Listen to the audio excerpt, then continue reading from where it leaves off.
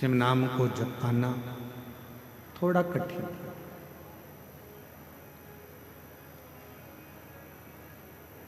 दुनिया में धन वाले बहुत होंगे,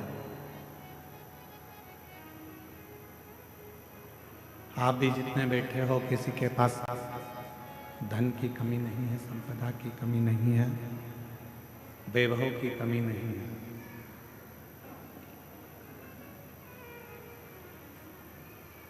दुनिया में गाड़ी वाले भी बहुत सारे होंगे जिनके पास गाड़ियां होंगी।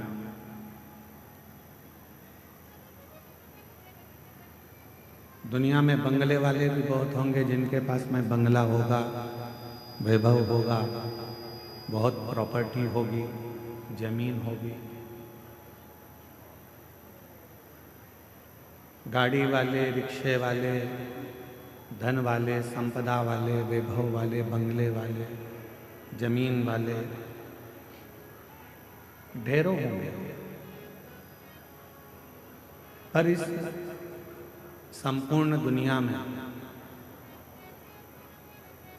पुण्य वाले बहुत कम होंगे, जिनके पास पुण्य होगा।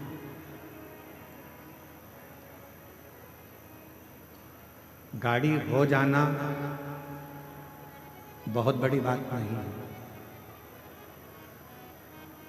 बंगला हो जाना बहुत बड़ी बात नहीं है, जमीन या जायदाद, प्रॉपर्टी, ये सब कुछ हो जाना बहुत बड़ी बात नहीं है। पर सबसे बड़ी बात एक ही है, पुण्य वाला हो जाना। जिसके पास में पुण्य है उसके पास में किसी चीज की कभी कमी नहीं आती।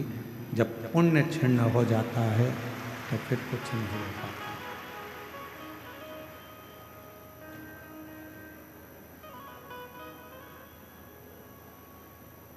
दुनिया की दृष्टि में लगता है कि जितने लोग कथा में आकर बैठे हैं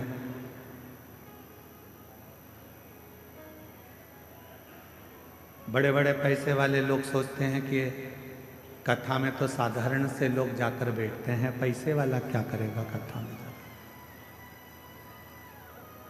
धन वाला क्या करेगा पैसे कथा में जाकर।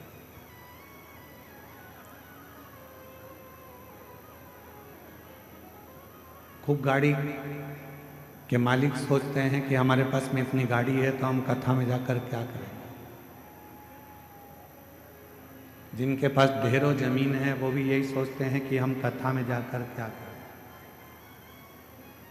पर उन्हें कौन समझाए, तुम्हारे पास में गाड़ी तो बहुत है, बंगले बहुत हैं, सत्ता और वैभव बहुत है, पर तुम्हारे पास में पुण्य नहीं है, इसलिए तुम कथा तक नहीं पहुंच पाए।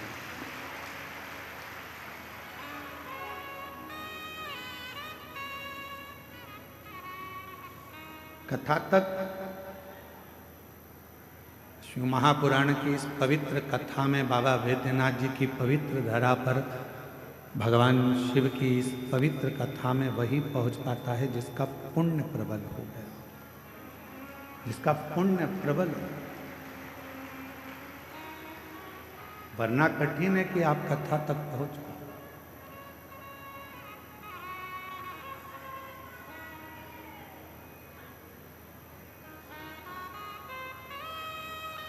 आप सबके पास में, सबके घर में ओढ़ने के लिए कम्बल भी है और बिछाने के लिए गादी भी है। बोलो है कि नहीं है?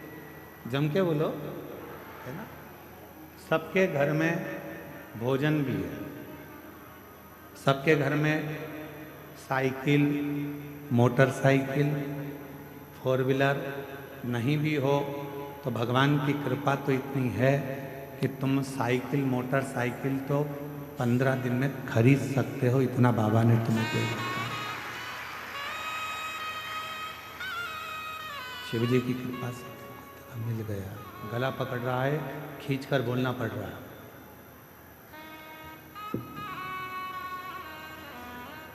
पंद्रह दिन में तुम मोटरसाइकिल भी खरीद सकते हो, वैभव भी तुम्हारे घर में सब है, गादी भी है, ओढ़ने का भी है, तकिया भी है, भोजन भी है, सब कुछ है। सारी वैभव सत्ता तुम्हारे घर में है। इसके बाद भी आप शिव महापुराण की कथा में एक दरी पर, चटाई पर सो रहे हो, चद्दर ओढ़ रहे हो, कम्बल ओढ़ रहे हो, पत्थर नीचे से गड़ रहे हैं, भोजन मिला वो तुमने पा लिया, बैठकर भजन करा, स्मरण करा, तो क्या तुम्हारे घर में कोई चीज़ की कमी है क्या? नहीं, तुम्हारे घर में सब कुछ है।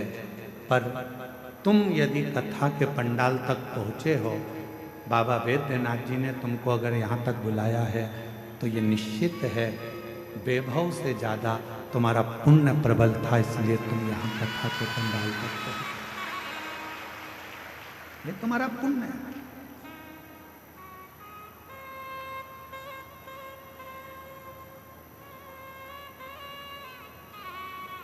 और जब तक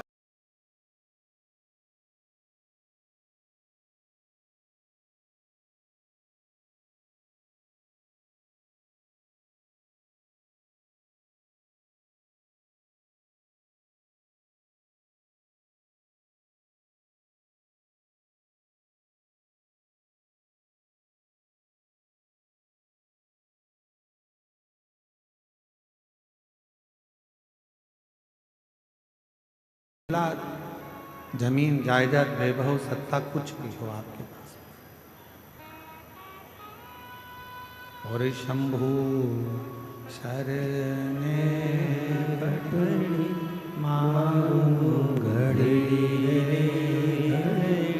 दुख काटो, दया करीने दर्शन आपो, ओ शंभु शरण बड़ी मांगो घड़ी रे घड़ी दुख काटो, दया करीने दर्शन आपो।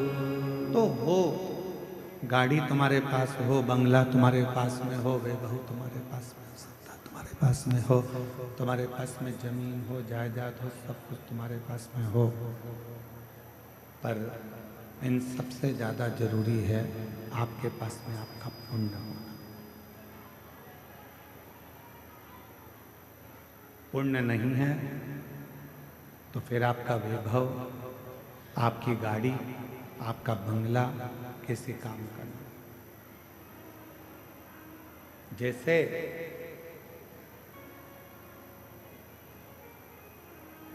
मानव देह के अंदर, मानव शरीर के अंदर दया का होना जरूरी है, उसी तरह अपनी जिंदगी में थोड़ा सा पुण्य का होना जरूरी है।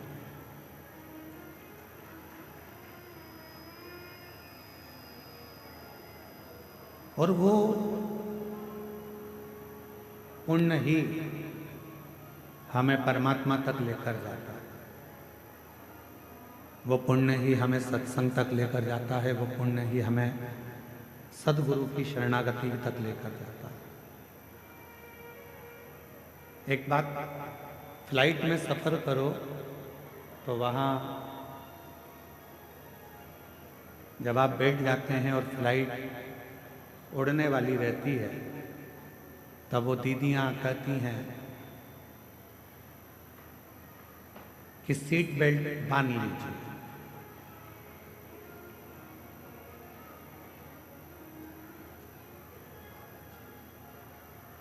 फिर वो कहती हैं कि जब ऑक्सीजन की कमी होगी, अपने आप ऑक्सीजन लेने के लिए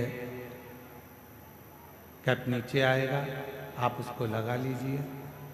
पर दूसरे को सहायता देने से पहले उस ऑक्सीजन कैप को आपको लगाना पड़ेगा।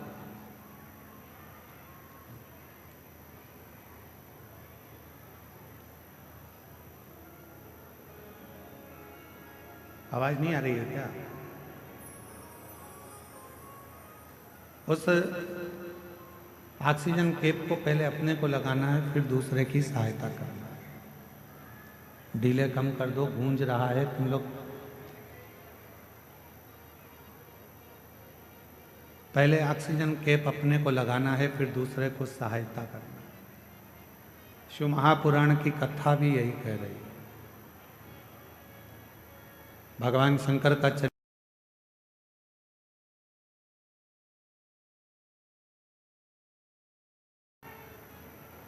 भगवान शिव के मंत्र जाप का उच्चारण करिए, श्री शिवाय नमस्तुभ्यं। पहले स्वयं भगवान के मंदिर में एक लोटा जल चढ़ाना प्रारंभ करिए, शिवलिंग तक पहुंचना प्रारंभ करिए। पहले स्वयं भगवान की अविरल भक्ति को प्राप्त करने का प्रयास करिए। पहले स्वयं शिव महापुराण की कथा तक पहुंचने का प्रयास करिए। फिर जब देव अधिदेव महादेव की शरणागति आपको मिल जाए, जब बाबा देव अधिदेव महादेव आपके दुखों को काट दें। हम तो यहाँ तक कहते हैं लोगों से कि आप सीहोर कुबेरेश्वर धाम आ रहे हो तो वहाँ ऐसे मत आओ। पहले आप अपने घर के पास में जो शंकर जी का मंदिर है वहाँ जल चढ़ाना प्रारंभ करो और बाबा से प्रार्थना करना चालू करो कि मेरा ये दुख काटो। जिस दिन बाबा तुम्हारा दुख काट दे, फिर उसके बाद तुम कुबेरेश्वर धाम आओ और बाबा का भजन करो। फिर आप आओ, बाबा का भजन करो, स्मरण करो, मंत्र जाप करो, नाम जाप करो।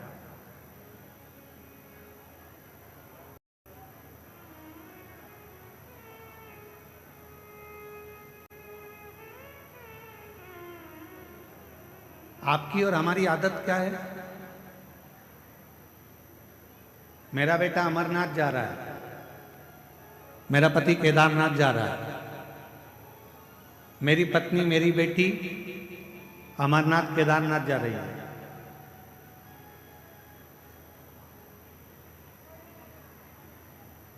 फिर उस बेटा बेटी से पूछो, क्यों तुम अपने घर के पास में कभी नजदीक वाले शंकर जी के मंदिर गए हो? नहीं, हम कभी नहीं गए। अब ईमानदारी से बोलो, जब तुम पास की पास में शंकर जी का शिवालय है, पास की पास में शंकर जी का मंदिर है, वहां एक लोटा जल चढ़ाने नहीं गए और केदारनाथ और अमरनाथ में भगवान को ढूंढने जाओगे तो बाबा भोलेनाथ मिलेगा? और हमारी बात बिल्कुल मत मानो, बिल्कुल हमारी बात मानने की जरूरत नहीं है। आप तो महाभारत का चरित्र देखिए। महाभारत के चरित्र में जब युधिष्ठिर, नकुल, सहदेव, अर्जुन, भीम सब भगवान कृष्ण के सामने हाथ जोड़कर खड़े हो गए और कह दिया कि अब हमारा तो पूरा वैभव चलेगा।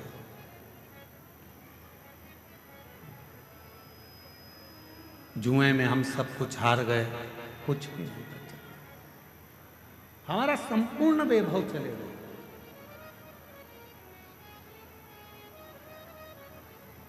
जुए में हम सब कुछ हार चुके हैं, हमारे पास में कुछ नहीं, कुछ भी।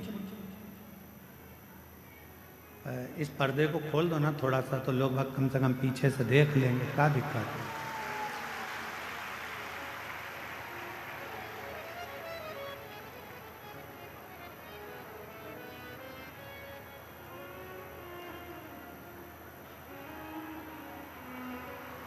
ऊपर चढ़ के और खोल दो थोड़ा सा।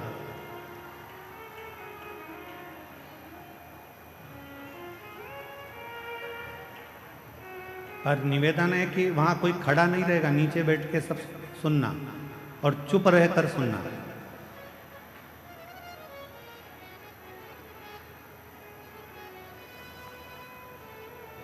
शंभू,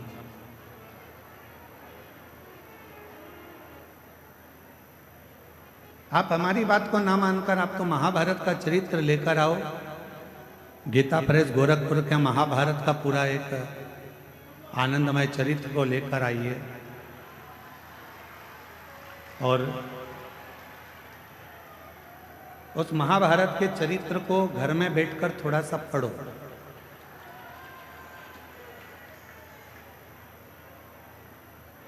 और जब आप महाभारत के उस चरित्र को पढ़ेंगे, अध्ययन करेंगे, उसका स्मरण करेंगे, तो उसमें मिलेगा कि भगवान कृष्ण के पास जाकर पांडव हाथ जोड़कर कहते हैं कि अब हमारे पास कुछ भी नहीं बचा, अब हमारे पास में कुछ भी नहीं, हमारा पूरा वैभव चले गया, हमारा पूरा धन चले गया, हमारी पूरी सत्ता चली गई, हमारा पूरा संपदा चली गई, हम जुए में सब कुछ हार चुके हैं, हमारे पास कुछ भी नहीं बचा, कुछ भी।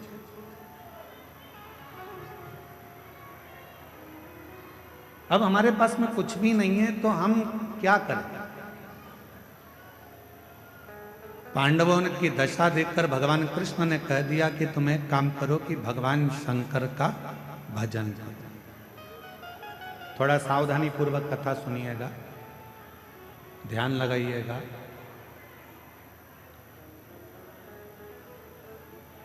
कथा में आपका ध्यान रहे। बहुत दूर दूर से आप लोग आए हो और बाबा की कथा सुनने के लिए आए हो। आपके पास में अगर कोई खड़ा भी है तो उसके पांव पड़ लो, हाथ जोड़ लो और उसको नीचे बिठा कर कह दो थोड़ी देर चुप हो जा, 2 घंटे के बाद जितना बोलना है बोलते रहना। उसके पांव पड़कर उसको नीचे बिठा कर कह दो 2 घंटे चुप हो जा, उसके बाद में तू बोल लेना जितना बोल, और नीचे बैठ जा। कथा कर रही है, शिव कथा वर्णन कर रही है। पांडव विनय कर रहे हैं, हम क्या करें? महाभारत का वन पर्व कह रहा है। भगवान कृष्ण ने कह दिया कि तुम शिव की आराधना करो, भगवान शंकर की साधना करो। शिव की आराधना, हाँ।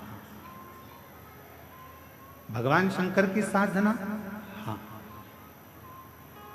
इतने में भीम ने कहा कि एक काम करते हैं, अगर शिव जी की ही आराधना करना है, साधना करना है, और शंकर भगवान यदि हमें सब कुछ दे सकते हैं तो हम सीधे कैलाश पर चले जाते हैं और हम सीधे कैलाश पर जाएंगे और कैलाश पर जाकर हम भगवान शंकर की आराधना करेंगे, साधना करेंगे। तब तो भगवान शंकर हम पर प्रसन्न हो जाएंगे, और शिव जी अगर हम पर प्रसन्न हो गए तो भगवान शंकर हमको वापिस सब कुछ दे देंगे। तो एक काम करते हैं कि हम सीधे कैलाश चले जाएं और हम कैलाश जाकर, कैलाश में पहुंचकर भगवान शिव की आराधना साधना करते, सीधे कैलाश। अब जरा चरित्र पर ध्यान देना कि भगवान कृष्ण खुद कह रहे हैं कि भीम, जाने को तो तुम कैलाश जा सकते हो, जाने को तुम कैलाश पहुंच सकते हो, जाने को तुम कैलाश जा सकते हो और कैलाश पर जाकर शिव जी का भजन कर सकते हो, शंकर जी का स्मरण कर सकते हो, शिव की भक्ति कर सकते हो, मना नहीं। पर हम जानते हैं तुम सीधे अगर कैलाश तक पहुंच भी गए, मालूम पड़े मुख्यमंत्री के दरवाजे तक पहुंच भी गए, प्रधानमंत्री के दरवाजे तक, राष्ट्रपति के दरवाजे तक पहुंच भी गए, और वहां जाकर खड़े होकर तुम आवाज लगा रहे हो कि भैया जाकर बोलो मैं आया हूं, तो द्वारपाल पूछेंगे तुम कौन हो? तो कहा कि बस जाकर कह दो कि मैं आया हूं, मेरा नाम लेकर बोल दो कि मैं आया हूं। पहचान ही नहीं है तुम्हारी,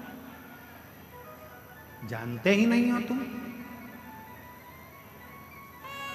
प्रधानमंत्री के पास द्वारपाल जाकर बोल भी देगा कि कोई राम प्रकाश आया है आपसे मिलने के लिए, प्रधानमंत्री जी बोलेंगे कि कौन राम प्रकाश? मुख्यमंत्री से जाकर कहा कोई कमलेश आया है, कौन कमलेश?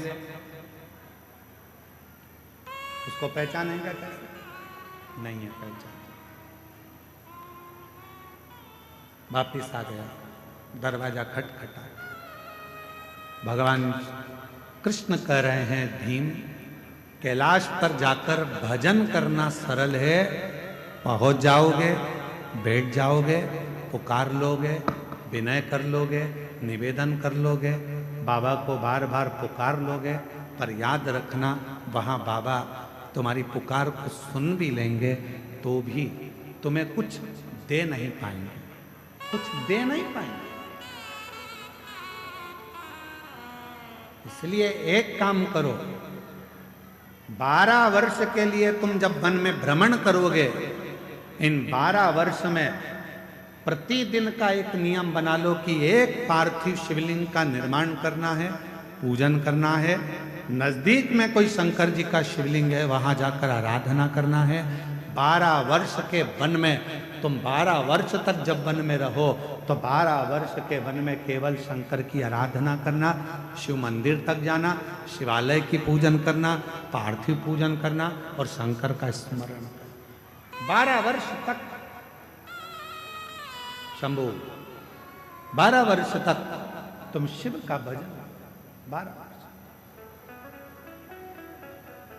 हम सीधे अगर कैलाश चले जाएं और कैलाश में जाकर अगर भगवान शंकर से मिले तो मिल जाएंगे, मिलेंगे, ऐसा नहीं कि नहीं, पर नहीं दे पाए,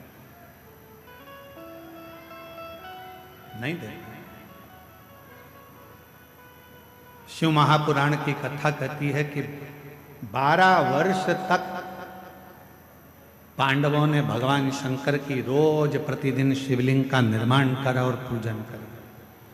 एक समय ऐसा आ गया कि भीम के मन में आया कि नियम सबने लिया है तो थोड़ी सी मैं जरा हंसी उड़ा लूं, और भीम ने क्या करा, एक पेड़ को काटकर उसकी जड़ को लिया, जड़ को गोल घुमाकर एक जगह पर रख दिया और अर्जुन से जाकर कह दिया कि ये शंकर का शिवलिंग है और तू पूजन कर।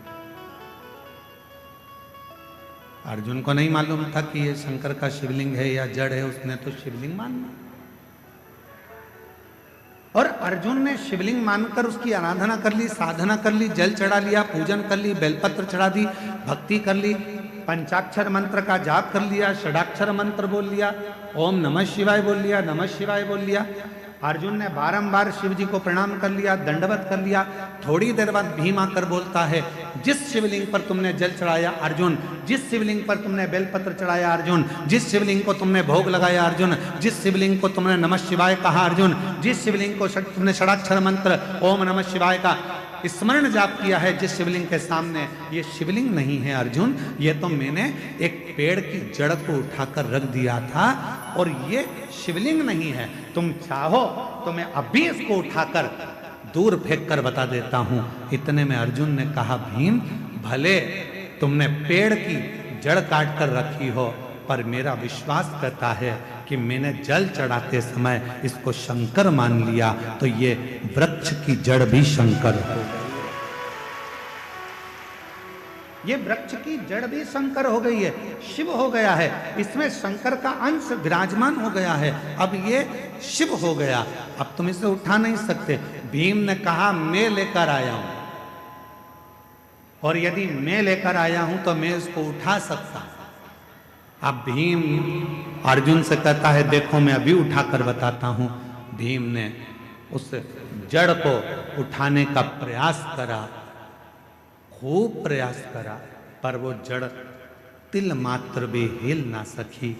तब भीम ने हाथ जोड़ लिए कि यहां शंकर विराजमान हो गए। शुभ भटक लो,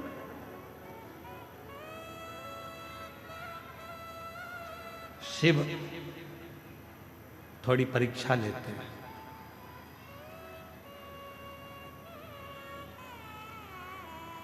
आपने भी पढ़ाई करी है, हमने भी पढ़ाई करी है,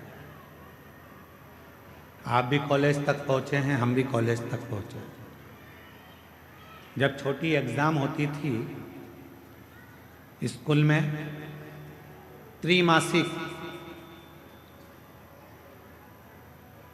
3 महीने की, 6 मासिक, बोलो सही है, 6 महीने की, और इसके बाद 12 मासिक 12 महीने की एग्जाम होती थी।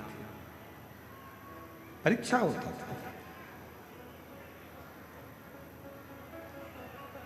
छोटी एग्जाम 3 महीने में हो जाती थी, फिर 6 मासिक, इसके बाद में 12 मासिक परीक्षा, वार्षिक परीक्षा हो जाती थी।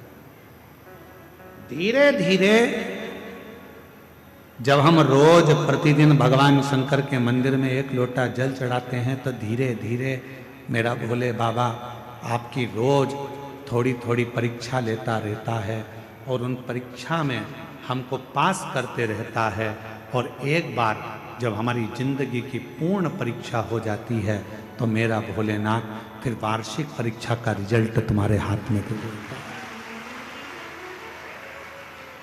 फिर मेरा शिव, मेरा शंकर, मेरा उभरदानी, त्रिकालदर्शी, फिर वो रिजल्ट तुम्हारे हाथ में देता।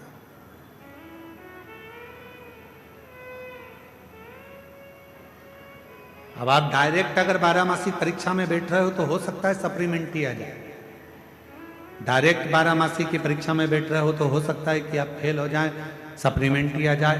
पर धीरे धीरे यदि आपने त्रिमासिक दी तो तुमको उसमें ये ज्ञात हो गया कि परीक्षा कैसे होती है, बैठना कैसे चाहिए, लिखना कितना चाहिए, कितने प्रश्न भरना चाहिए, कैसे क्वेश्चन आएंगे, उत्तर कैसे लिखना है। 6 मासी परीक्षा में और सीख गए, 12 मासी में तुम पूरा सीख गए और परीक्षा देकर उत्तीर्ण होकर तुम आगे बढ़ गए। शिव पुराण कह रही है। कई लोग कहते हैं कि केदारनाथ गए, अमरनाथ गए, फिर उनसे पूछा कि तुम अपने घर के नज़दीक में कोई शंकर जी के मंदिर जाते हो, घर के नज़दीक में शंकर के शिवालय तक जाते हो, घर के नज़दीक में तुम 1 लोटा जल चढ़ाने जाते हो? तो कहा नहीं, हम सीधे अमरनाथ आए हैं, हम सीधे केदारनाथ आए हैं। तो याद रखना, तुम जा जरूर जाए, तुम पहुंच जरूर रहे हो, पर मेरा भोले बाबा वहां तुम्हें मिलने वाला नहीं है। तुम मात्र वहां तक जाओगे, दर्शन करोगे, आ जाओगे, प्राप्ति नहीं हो। प्रतिदिन चढ़, एक पत्र अच्छा है,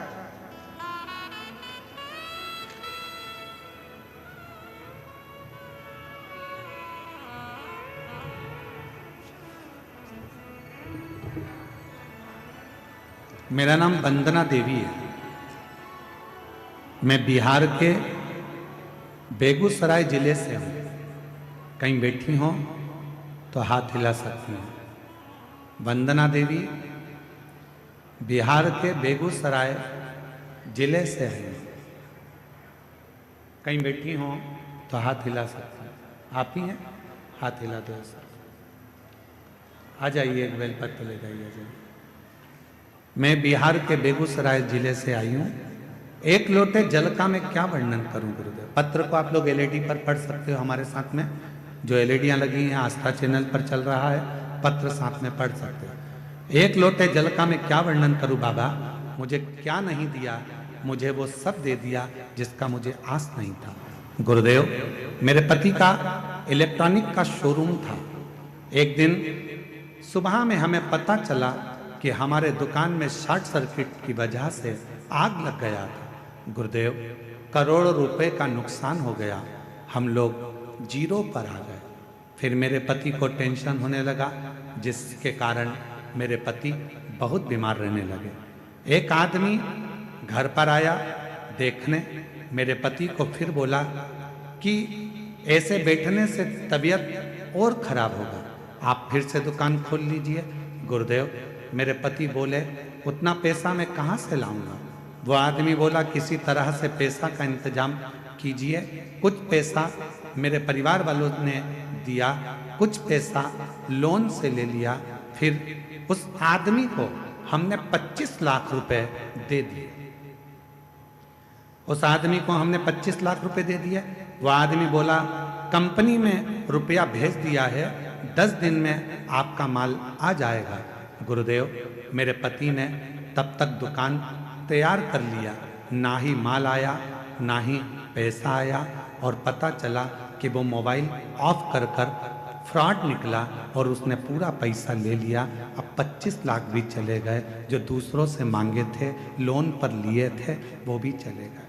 गुरुदेव, मेरे पति टेंशन में बीपी बढ़ गया, शुगर बढ़ गया और उनको लकवा मार गया। मेरे पति को पैरालिसिस हो गया, लकवा मार गया। गुरुदेव दिन भर रोती, पति उठ नहीं पाता, चल नहीं पाता, दुकान में आग लग गई, 25 लाख रुपए कोई फ्रॉड कर ले गया, पूरा पति का शरीर बेकार हो गया। बीपी की गोली खाता रहते, पति पलंग पर पड़े रहते, क्या करते? तभी मन में आया कि पति, मैं और बच्चे सब आत्महत्या कर लें। और ऐसा विचार कर कर आत्महत्या का विचार करा। उसी समय पर बस रात को करने वाले थे कि सुबह के समय पर टीवी चालू करी और उस टीवी पर आपकी कथा आ रही थी। उस कथा में आपने कह दिया 1 लोटा जल सारी समस्या का हल। बस वो सुन ली गुरुदेव। वो सुनकर उसी क्षण शंकर जी के मंदिर में जाकर खूब रोई, 1 लोटा जल चढ़ाया, घर आई। इतनी देर में पास की दीदी, मैं उनको देवरानी कहती थी, वो आई। उन्होंने बताया सियोर वाला महाराज कहता है पशुपति नाथ का व्रत कर, अगर पशुपति व्रत करा तो निश्चित है बाबा सुनेगा। मैंने पशुपति नाथ का व्रत किया। पड़ोसी से थोड़ा सा पैसा मांगकर मैं सीहोर चली गई। सीहोर में जाकर वहां कंकर की पूजन करी, कंकर उठाकर लेकर आ गई।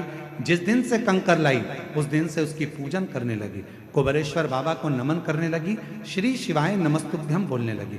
2 बार पशुपति व्रत करा। बाबा ने ऐसी कृपा करी कि मेरे पति को एक व्यापारी ने उधार में माल दिया और बाबा की कृपा से मेरा शोरूम वापिस भरा गया। धीरे धीरे मेरे की तबीयत ठीक हो गई। बाबा की ऐसी कृपा हुई कि जो गया था मेरे बाबा की कृपा से आज बाबा ने फिर करोड़पति बना दिया। ये शिव है। बाबा क्या कुबेरेश्वर धाम का कंकर इतना फल देता है?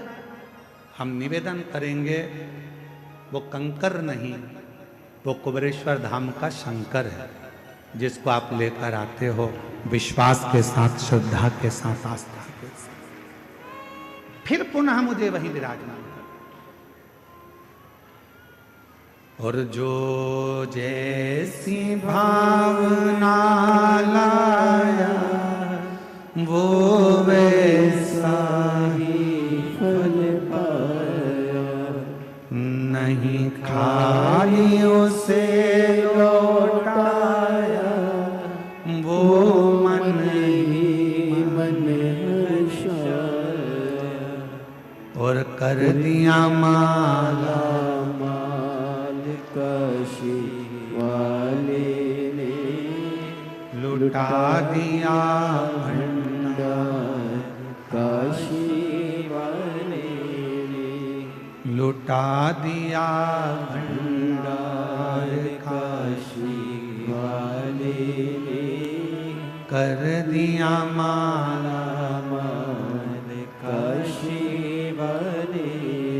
आप जिस भावना से, तो निवेदन उस बहन ने लिखा, सबसे पहले टीवी पर सुनकर मैं 1 लोटा जल भरकर, रात को तो हम कुछ करने वाले थे, पर सुबह दोपहर में जब कथा सुनी 1 लोटा जल भरकर मंदिर चली गई। और शिव के मंदिर में फिर वही बात है, 1 लोटा जल सारी समस्या का हल। जब 1 लोटा जल लेकर आप देव अधिदेव महादेव के पास जाओगे तो निश्चित है वो 1 लोटा जल तुम्हारे चित्त को और तुम्हारे चरित्र को बदल कर रख देगा। ये निश्चित है। वो 1 लोटा जल तुम्हारे चित्त को बदलेगा, तुम्हारे चरित्र को बदलेगा। जब तुम्हारा बुद्धि, तुम्हारा चित्त, तुम्हारा मन अपने आप बदल जाएगा। शंकर के मंदिर जाओगे, शिवजी राहें खोलना प्रारंभ करेंगे, मार्ग खोलना प्रारंभ करेंगे। तुमने शिव का मार्ग पकड़ा तो शिव भी तुम्हें कोई अच्छा मार्ग पकड़ाकर उस मंजिल तक पहुंचाने का प्रयास करें। मंजिल तक।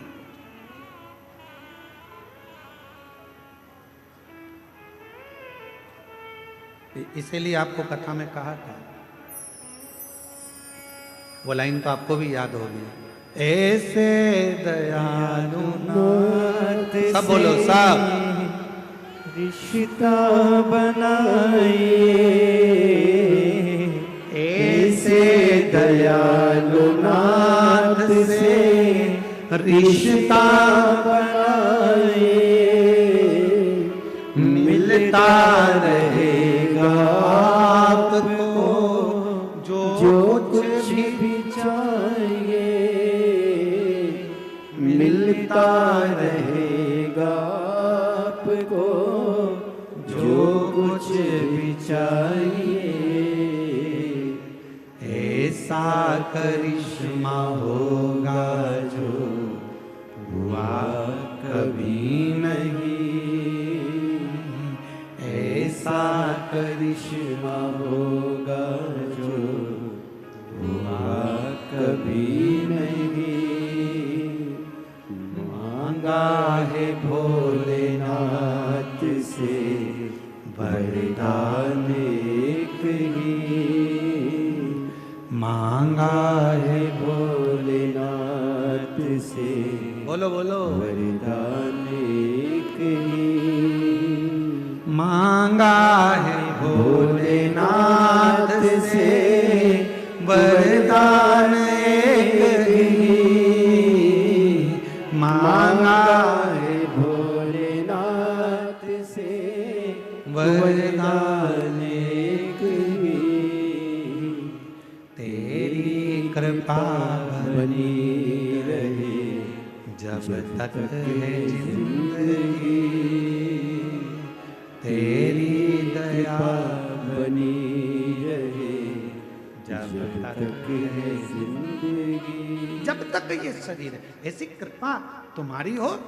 शिव के मंदिर अमरनाथ जाओ, केदारनाथ जाओ, सोमनाथ जाओ, चाहे काशी जाओ, चाहे वैद्यनाथ जाओ, चाहे तुम्हारी मर्जी पड़े कुबरेश्वर धाम जाओ, पर निवेदन है उसके पहले अपने घर के पास में जो शंकर का मंदिर है वहां जाना प्रारंभ करो।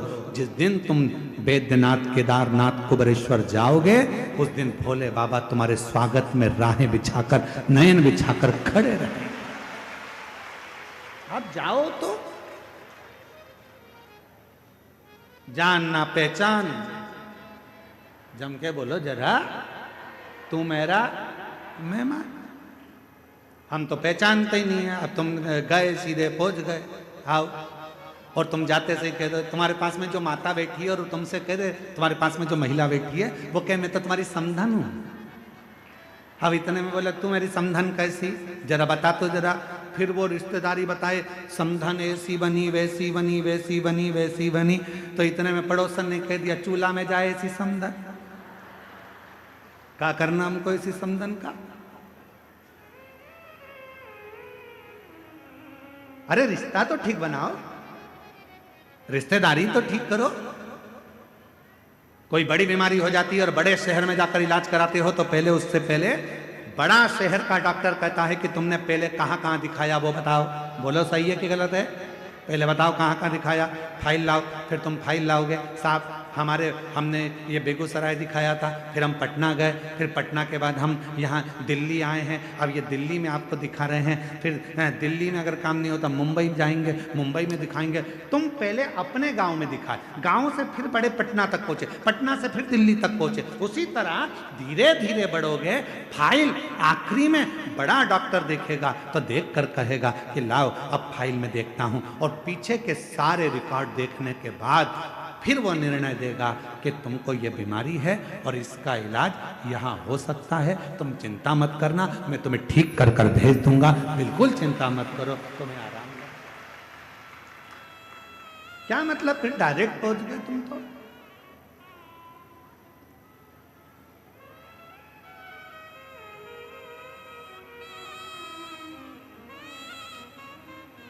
बिहार के कितने लोग बैठे हैं? बिहार के हाथ उठाओ जरा। वो धर लो दादा, धर लो, वापिस धर लो, तुम तो सब वापिस वापिस। झारखंड के कितने बैठे? जरा हाथ उठाओ।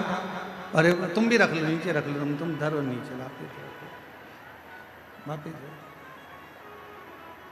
अच्छा ये बात बताओ कि चुनाव करके डायरेक्ट आ गए हो क्या? अब वोटिंग डाले और चल दिए यहाँ। अब वोट डाला आप लोगों ने, सबने डाला वोट, तो आधार कार्ड लेके डायरेक्ट मशीन पे पहुंच गए क्या? जम के तो बोलो नहीं। पहले आधार कार्ड बाहर वाले को दिखाया, बाहर वाले ने फिर अंदर वाले को, एक टेबल पे गए, फिर दूसरे वाले के पास, बोलो बोलो सही है, दूसरे वाले के पास, फिर तीसरे वाले के पास गए, फिर मैं निशान लगाया, निशान लगाने के बाद फिर तुम्हें अंदर भेजा, फिर जाकर तुमने मशीन का खटका दबाया। अगर तुम डायरेक्ट पहुंच जाते तो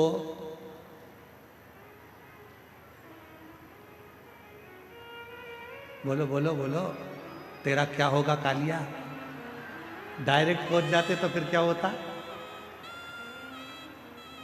1 महीने तक तुम्हें छोड़ा नहीं जाता, बंद करके धर दिया जाता, छोड़ते नहीं। इसलिए धीरे धीरे गए, यहाँ दिखाया अंदर प्रवेश, टेबल पे दिखाया, रजिस्टर पे चढ़ा, फिर वहाँ गए, फिर उसने टिक लगाया, फिर आगे गए, फिर तुम्हारा चेहरा मिलाया, फिर इसके बाद उसने शाही लगाई, फिर जाकर तुम्हारे निशान लगने के बाद तुमने बटन दबाई। उसी तरह सबसे पहले अपने घर के पास के शिवलिंग पर जल चढ़ाना प्रारंभ करो, फिर बाबा धीरे धीरे तुमको आगे बढ़ाता जाएगा। और एक दिन मेरा केदारनाथ, मेरा बैद्यनाथ, मेरा विश्वनाथ तुम्हें बुलाता है, फिर बुलाएगा। आइए बहन।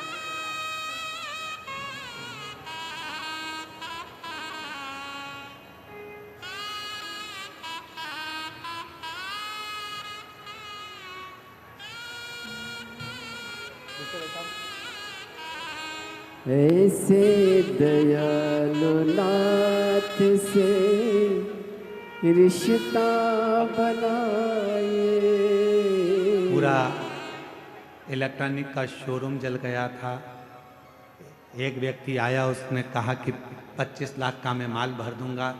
परिवार से मांग कर और लोन लेकर 25 लाख दिए, वो लेकर चले गया, मोबाइल बंद कर लिया। दर दर भटकती रही।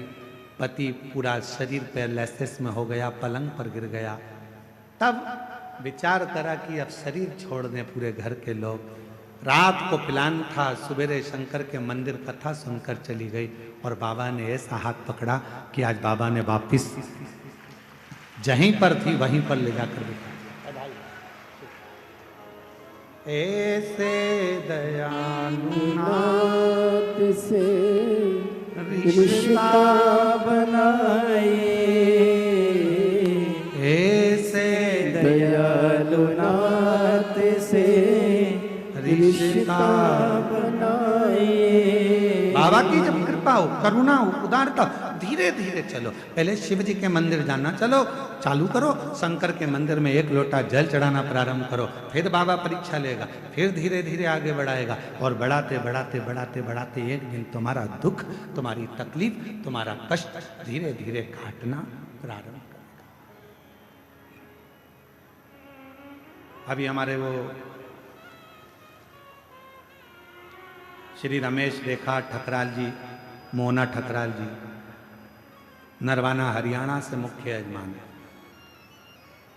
मोना जी अभी जब यहाँ पूजन करने आई थी तो ये बेटी कह रही थी, गुरुजी बाबा वैद्यनाथ जी से इतना जरूर कह देना हमारी तरफ से कि जब फरवरी में कुबेरेश्वर धाम पर रुद्राक्ष उत्सव हो तो हमको वापिस जजमान बनाते, ऐसी बाबा से प्रार्थना करना। बना दिया, बधाई हो आपको। बहुत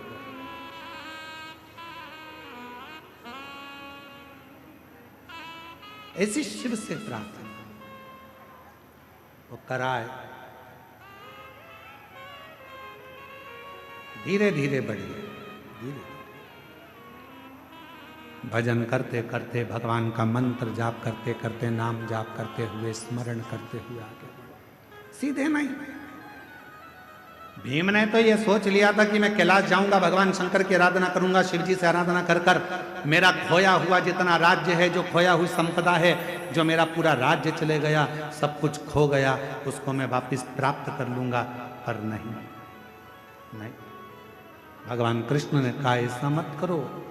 रोज पार्थिव पूजन करो, रोज शिव जी के मंदिर में 1 लोटा जल चढ़ाओ, रोज शंकर का भजन करो, रोज।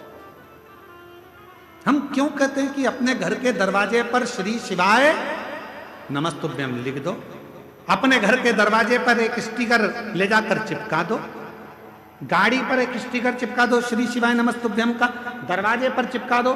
क्यों? जब कोई दुख की खबर आ रही होगी, कोई तकलीफ की खबर आ रही होगी, जो खबर देने वाला होगा सामने खड़ा होगा, दरवाजा बंद होगा, जितनी देर खड़ा रहेगा ऊपर लिखा हुआ श्री शिवाय नमस्तुभ्यम पड़ेगा। जब आप दरवाजा खोलोगे तो वो दुख की खबर भी अच्छी खबर में बदल जाएगी और आपके जीवन में खुशी।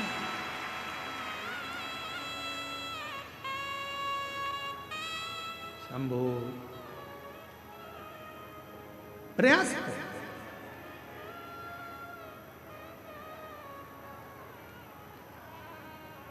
जब आप भजन करें, स्मरण करें, मंत्र जाप करें, नाम जाप करें, नाम कीर्तन करें, जब आप श्री शिवाय नमस्तुभ्यम मुख से बोलें तो ये विचार करें कि हमें धीरे धीरे बढ़ना है, धीरे धीरे। कितना तप किया था माता पार्वती जी ने? सब कुछ छोड़ दिया था, सब कुछ त्याग दिया। एकदम मेरी माता पार्वती जी ने कुछ नहीं त्यागा। मेरी माता पार्वती जी ने त्यागा था तो धीरे धीरे त्यागा था। पहले भोजन त्यागा एक समय का, फिर फलहार लिया, फलहार त्यागा, फिर पत्तों का सेवन करा, वो भी त्याग दिया, फिर केवल श्वास लेती थी, वो भी धीरे धीरे छोड़कर नासिका के एक छिद्र से माता श्वास लेती और उसी छिद्र से छोड़ देती। और एक समय ऐसा आ गया कि मां पार्वती जी ने नासिका के एक छिद्र से श्वास ले तो ली पर उसे छोड़ती ही नहीं, उसे छोड़ती नहीं। बहुत प्रयास किया, छूट नहीं। तब भगवान शिव को लगा कि ये प्राण त्याग देगी, अब मुझे जाना पड़ेगा, अब मुझे जाना पड़ेगा और मुझे जाकर दर्शन देना पड़ेगा। इसलिए शिव महापुराण की कथा कहती है, शंकर भगवान पर जल चढ़ाने वाला, शिव के मंदिर जाने वाला, शंकर की कथा श्रवण करने वाले को भगवान देवाधिदेव महादेव उसके चित्त और उसके चरित्र को शुद्ध कर देते हैं। और जिसका चित्त और चरित्र दोनों शुद्ध हो जाता है, फिर देवाधिदेव महादेव मिलने में देरी नहीं करते। मेरे ओघड़दानी मिलते जरूर हैं जब चित्त और चरित्र श्रेष्ठ हो गए।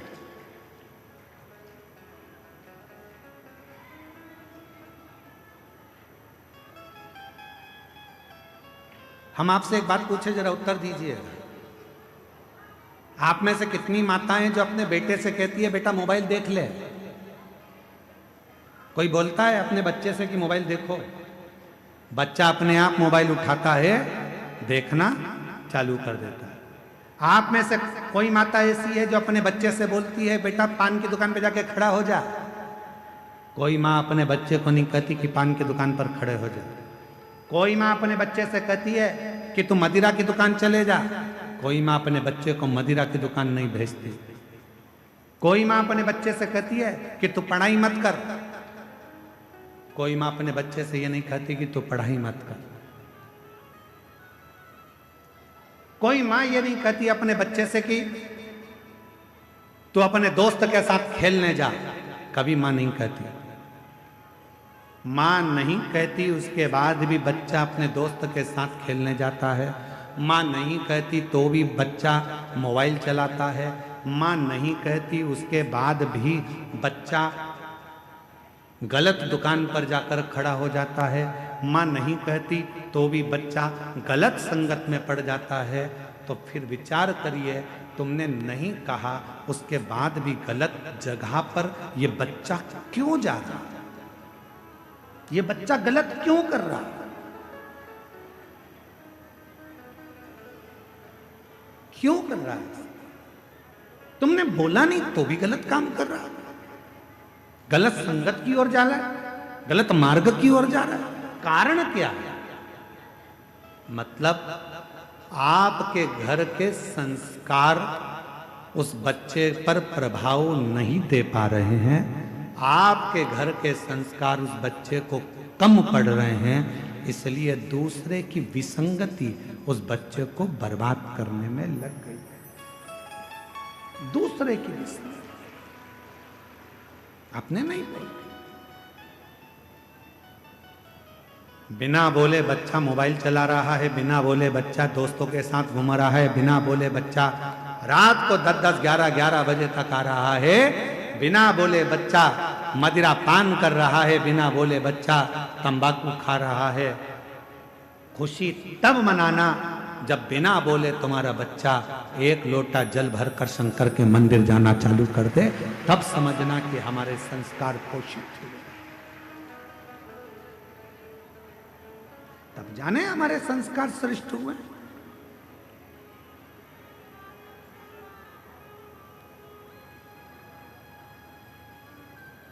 अभी दीदी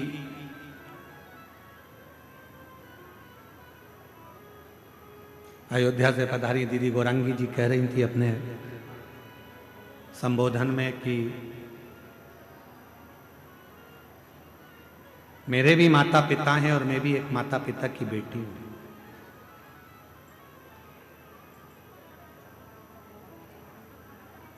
और दीदी कह रही थी कि सीहोर वाले महाराज जी कहते हैं कि अपनी प्रत्येक बेटी को अपने माँ बाप को कन्यादान का मौका देना चाहिए। मैं दीदी से कहना चाहूंगा ये कन्यादान का मौका कब मिलेगा? जब माता पिता अपनी बेटी को श्रेष्ठ संस्कार देना प्रारंभ करेंगे तो वो कन्यादान का मौका अवश्य मिलेगा। हम मना नहीं करेंगे यार कि आप खूब अच्छे कॉलेज में बेटियों को पढ़ाओ, हमारी दिली तमन्ना होती है, हमारी खुद की इच्छा होती है कि अच्छे कॉलेज में बेटी पढ़े, अच्छी एजुकेशन करे, बड़े से बड़े शहर में रहे, सब कुछ अच्छी नौकरी करे, अच्छी जॉब करे। पर मेरा बेटियों से निवेदन है, इस संसार सागर में बहुत लोग मिलेंगे, पर तुम्हारे माता पिता जैसा दुनिया में कोई नहीं मिलेगा जो तेरे लिए हमेशा हित ही चाहते हैं, अहित नहीं। सब मिलेंगे, कोई अपना फायदा। अभी जैसे वो बहन ने लिखा, एक व्यक्ति आया कि तुम्हारी दुकान जल गई, तुम 25 लाख रुपए दे दो मेरे को, मैं तुम्हारी दुकान में माल मंगवा कर भेज दूंगा। पति तो पहले से इसमें पड़े, सो तो कहाँ करे। 25 लाख ले गया, मोबाइल बंद कर ऐसे ढेर मिलेंगे जो तुम्हारा केवल उपयोग करेंगे, थोड़ा धन दिखाएंगे, थोड़ा शरीर दिखाएंगे, थोड़ा भेदभाव दिखाएंगे और तुम्हें गलत संगति में विकृतियों में लेकर जाएंगे। और एक दिन जब पूर्ण तरह से तुम उसके चुंगल में आ गए, फिर वो तुम्हें बर्बाद कर कर एक दिन मार कर टुकड़े कर कर अटेची में भर कर फेंक देंगे। बहुत है।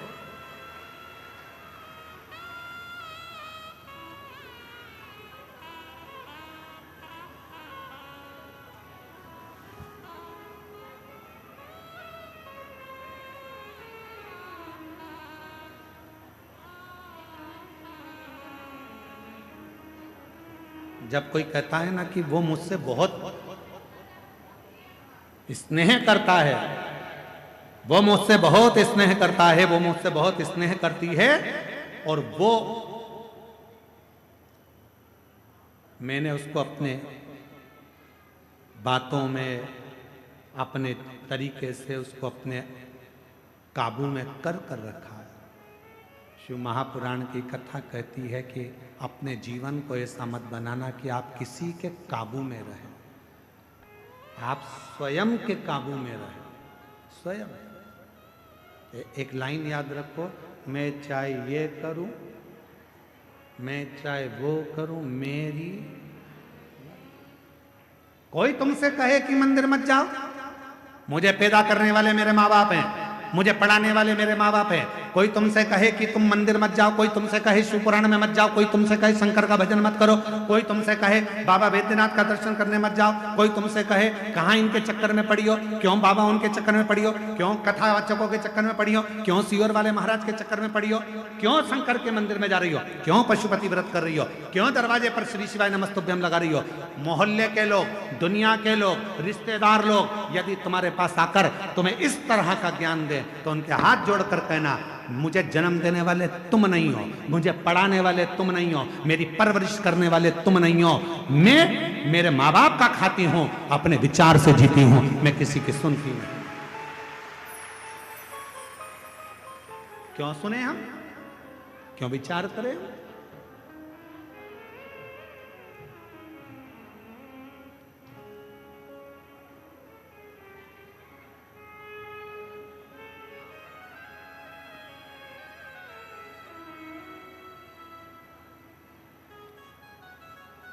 क्यों विचार करें हम इस चीज का?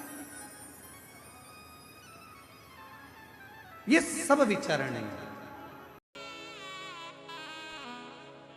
अपने स्थान पर बैठकर बाबा देव अधिदेव महादेव को अपने हृदय की बात अवश्य कहिए, दिल से प्रार्थना करिए, विनय करिए, निवेदन करिए।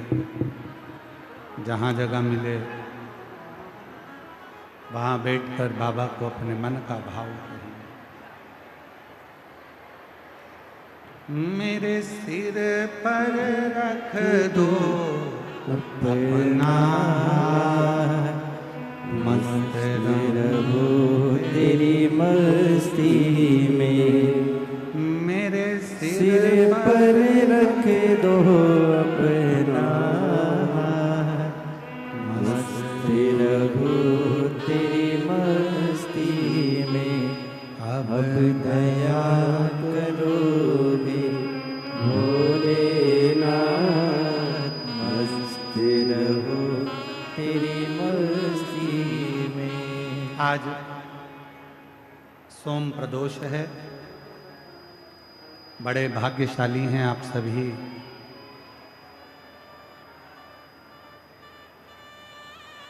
सत्रह तारीख को आज सोम प्रदोष है।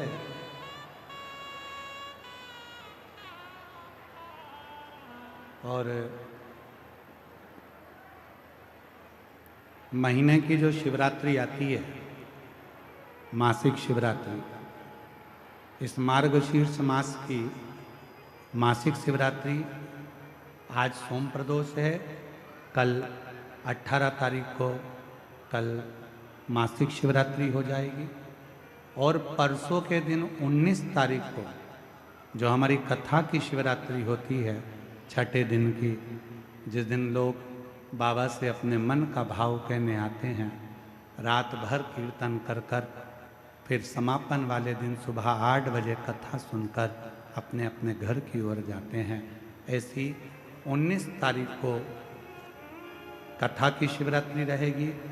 कितने किस्मत वाले हैं आप सब कि मार्गशीर्ष मास की पहला प्रदोष आज आपको बाबा से प्रार्थना करने का मौका मिला।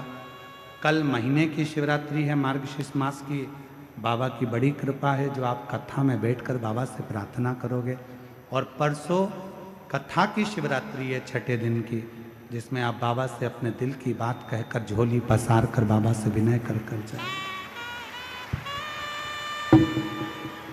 हृदय से बाबा को अपने मन का भाव कहेंगे, सभी दिल से साथ में बोलेंगे, हृदय से बाबा को पुकारेंगे। आज सोम प्रदोष है, सोमवार का दिन और प्रदोष, और बाबा की बड़ी कृपा जो देवघर की ये पवित्र भूमि, माँ 51 शक्तिपीठ में से एक शक्तिपीठ बाबा वैद्यनाथ की धरा। साथ में सब प्रार्थना करिए, विनय करिए।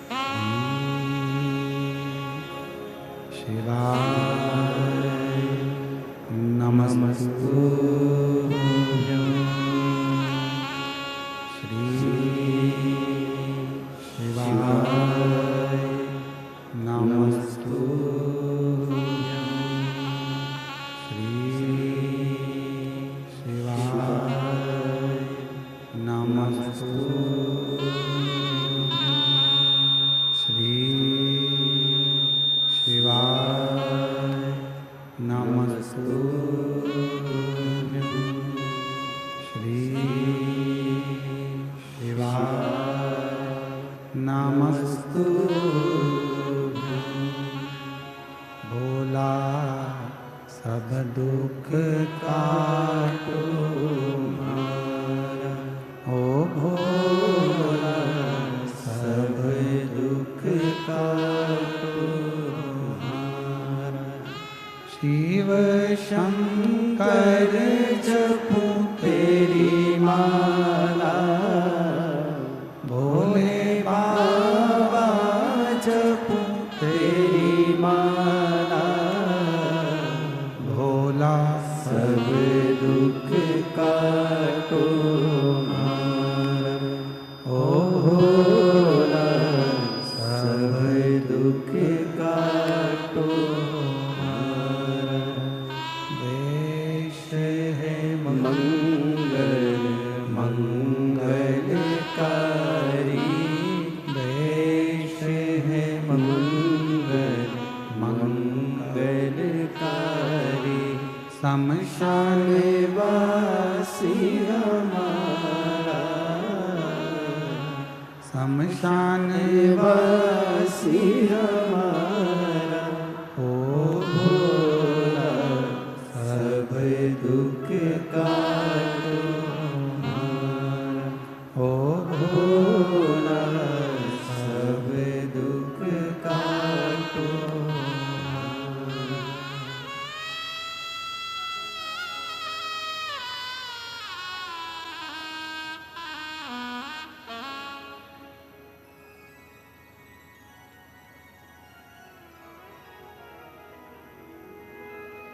बाबा देवादिदेव महादेव, भगवान शिव ओघड़दानी त्रिकालदर्शी कैलाशी अविनाशी, भगवान शंकर की कथा कह रहे। शिव महापुराण की कथा वर्णन कर रहे हैं।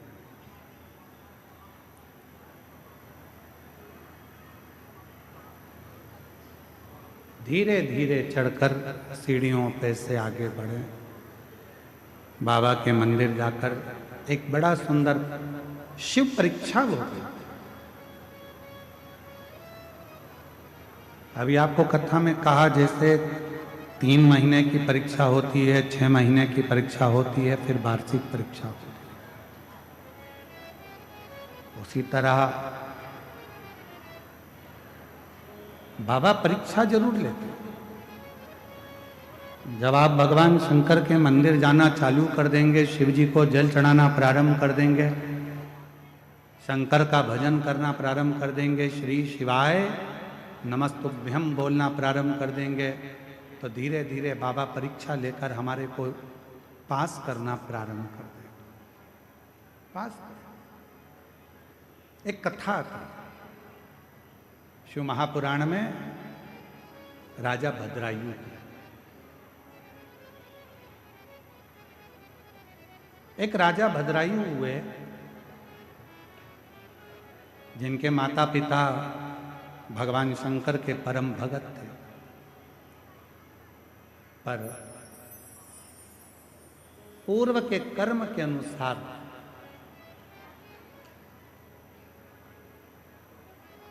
माता के भी प्राण चले गए और सब कुछ नष्ट हो गया। कोई पूर्व का कर्म हमारा होता है जिसके कारण बस मिलता तो बहुत है, परंतु हम उसको सत मार्ग में नहीं लगा पाते और जिसके कारण बस हमारा धन गलत मार्ग की ओर चला जाता है। पूर्व के कर्म के अनुसार। और कभी कभी ऐसा होता है कि कोई अच्छा कर्म हमारी जिंदगी का होता है जिस कर्म के कारण बस हमारा जीवन सार्थक हो जाता है।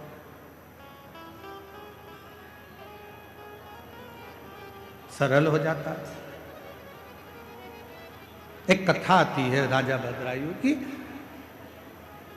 राजा भद्रायु ने भगवान शिव की आराधना करी, साधना करी, क्योंकि माता पिता के जो संस्कार थे वो राजा भद्रायु के पास में थे।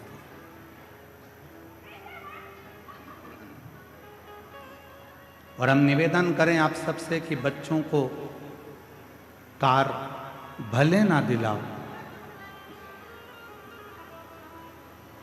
पर बच्चों को संस्कार जरूर दिलाओ।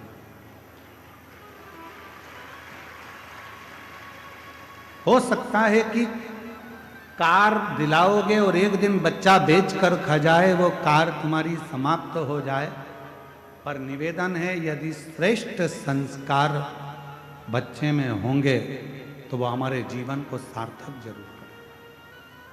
श्रेष्ठ संस्कार।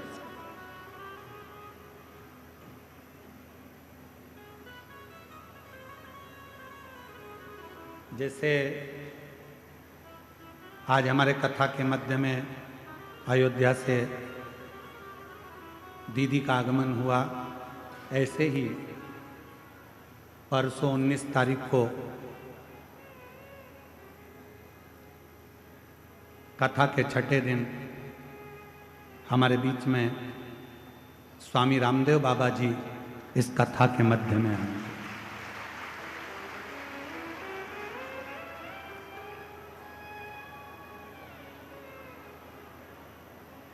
परसों 19 तारीख को स्वामी रामदेव बाबा जी कथा के बीच में आएंगे। साथ ही आस्था चैनल के सीईओ माननीय प्रमोद जोशी जी साथ में आएंगे और स्वामी जी के ही कार्य को निरंतर रूपांतरित करने वाले, जिन्होंने इस देवघर की कथा को बहुत सभी से मिलकर साध कर इस कथा को देवघर में अग्रण्य भाव में करवाया, ऐसे एस के तिजारावाल बालाजी वो भी इस पवित्र कथा में पहुँचेंगे और बाबा की इस नगरी में संतों का एक आनंद इस कथा का रसतत्व ग्रहण करेंगे। तो ये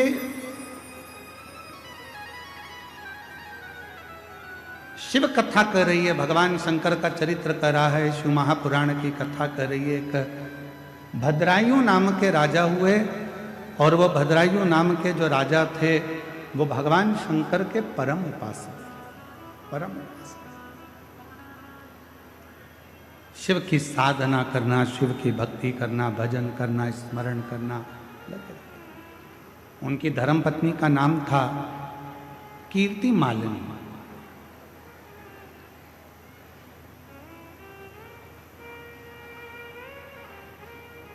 भद्रायु जैसे थे वैसे ही कीर्ति मालिनी भी थी,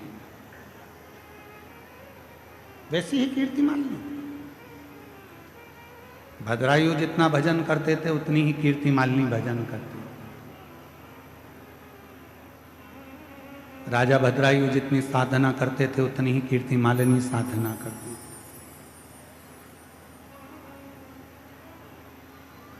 अभी आपको कथा में कहा कि भगवान जिसको अपना बनाना चाहते हैं, भगवान जिसको बहुत कुछ देना चाहते हैं, भगवान जिसकी गोदी में खुशियां प्रदान करना चाहते हैं, उसकी परीक्षा जरूर है। भगवान उसकी परीक्षा लिए बगैर नहीं रहते, परीक्षा जरूर लेते। और बाबा देव अधिदेव महादेव ने परीक्षा ली।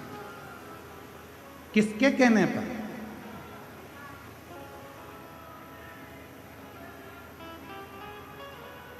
स्कंद पुराण का 531वें नंबर का प्रश्न राजा भद्रायु की कथा का बड़ा सुंदर वर्णन करता है और शिव महापुराण भी राजा भद्रायु की कथा का वर्णन करता है। शिव पुराण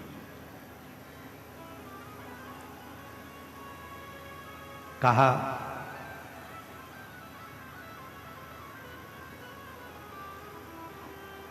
एक बार मां जगत जननी जगदम्बा अंबा भवानी मां पार्वती जी अपनी 2 सहेलियों के साथ जा रही थी।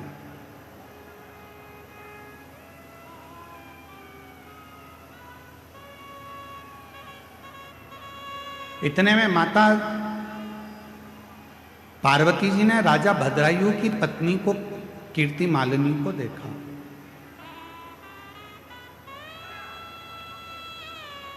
और राजा भद्रायु की पत्नी जब कीर्ति मालिनी दिखी, जहां शंकर भगवान का शिवलिंग था, जहां देवाधिदेव महादेव विराजमान थे, उस शिवलिंग के ठीक सामने जहां नंदी विराजमान था, उस नंदी के पीछे का जो चौबारा था, उस चौबारे को कीर्ति मालिनी साफ कर रही थी।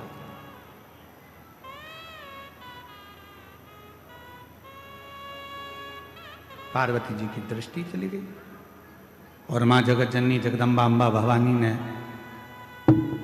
माता पार्वती जी ने देखा तो अपनी सहेली से पूछा कि ये है कौन?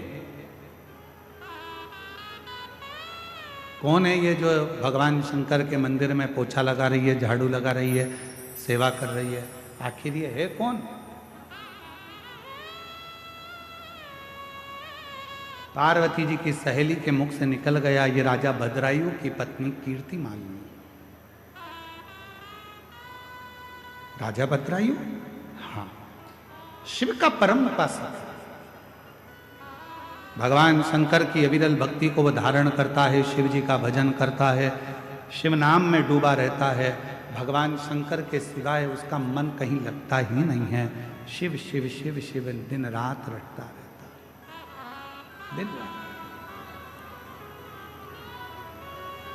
ऐसा कोई क्षण नहीं जाता जिस क्षण में वो भगवान शंकर का भजन ना करता। प्रत्येक क्षण, प्रत्येक पल, प्रत्येक घड़ी वो शिव भक्ति में डूबा है। यहां तक नाम जप इतना ज्यादा करता है कि सिर भी नहीं। वो एक श्रीमद् भागवत में एक उद्धव संवाद में एक लाइन आती है, महाराज, सर झुकाने की फुर्सत नहीं है, ऐसी एक लाइन उद्धव चरित्र में कथाकार बड़ी सुंदर उसको गाते हैं। यहाँ दम दम होती है पूजा, सर झुकाने की फुर्सत नहीं है, ये तो प्रेम की बात है।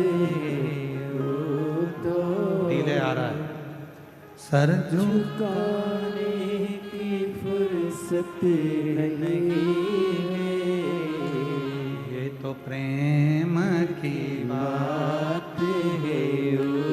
तो बंदगी तेरे बस की नहीं है। बस उसी तरह राजा भद्रायु का चरित्र कह रहा है, उसी तरह भद्रायु का चरित्र वर्णन कर रहा है। शीश भी नहीं झुकाता भद्रायु, शिव नाम में लगा रहता है, भगवान शंकर के भक्ति में लगा रहता है, भगवान शंकर के मंत्र जाप में लगा रहता है। पार्वती जी ने पूछा, भद्रायु कौन? सखी ने कहा, शंकर का भक्त। और एक लाइन सखी ने और कह दी पार्वती जी से कि तुम्हारी भक्ति भद्रायु की भक्ति के आगे तो शून्य है। जो भद्रायु भक्ति करता है उसके आगे पार्वती तुम्हारी भक्ति शून्य है।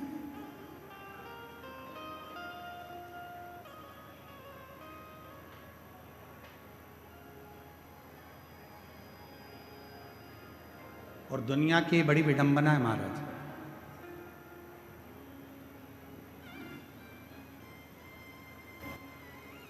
संसार में जितने भजन करने वाले होते हैं, जितना भक्ति करने वाले होते हैं, जितना मंत्र जाप करने वाले होते हैं, स्मरण करने वाले होते हैं, नाम कीर्तन करने वाले होते हैं, इनकी निंदा करने वाले 1000 गुना ज्यादा होते हैं, 1000 गुना ज्यादा। आप जितना जितना सत्कर्म में आगे बढ़ोगे उतने तुम्हारे निंदक बढ़ते चले। पर अपने को नहीं डरना, आग लगे बस्ती में क्या किसको रोइए, हम तो बाबा के भरोसे। फिर कुछ भी हो अपने को टेंशन। अब भद्रायु भजन करने वाला, भद्रायु राजा भगवान की भक्ति करने वाला, और पार्वती जी की दृष्टि पड़ गई और पार्वती जी की सहेली ने कह दिया तुम्हारी भक्ति राजा भद्रायु के आगे तो शून्य है, शून्य। अब जब इतनी बड़ी बात पार्वती जी को मिलेगी तो पार्वती जी का तो हृदय जल गया। पार्वती जी ने कहा ऐसा होता है क्या? मैंने कहा शिव जी की भक्ति को धारण करा है, शंकर की भक्ति को मैंने किया है और मैंने शिव जी को प्राप्त करा है। मेरी भक्ति के आगे क्या भद्रायु की भक्ति श्रेष्ठ है? पार्वती जी अपने घर चली गई। मौन होकर आज माता पार्वती बैठ गई, चुप, कुछ नहीं बोली। श्री गणेश जी का आगमन हुआ और गणेश जी ने पूछ लिया मां 3 दिन से देख रहा हूं आपको माता, आप मौन हो, कुछ बोलती नहीं, क्या बात है? गणेश जी ने जैसे ही कहा तो माता बोली कि मैंने सुना है कि भद्रायु राजा की शिव भक्ति बड़ी प्रबल है। इतने में तो मां ने कहा था और गणेश जी ने पूरा चिट्ठा खोल दिया। अरे मैया, राजा भद्रायु तो भद्रायु जी की जो धर्म पत्नी है कीर्ति मालिनी, वो इतनी बड़ी शंकर की उपासक है कि अगर शिव कह दें तो वो प्राण त्याग दे, इतनी बड़ी उपासक। अब तो माता के मन में आया कि सहेली कह रही थी, मतलब बात सत्य हो गई। अभी भी मन स्थिर नहीं रहा। आज मन में शांति नहीं थी तो भ्रमण करने के लिए बाहर चली गई। जैसे ही बाहर गई तो 2 सहेली और मिल गई, लक्ष्मी और सरस्वती।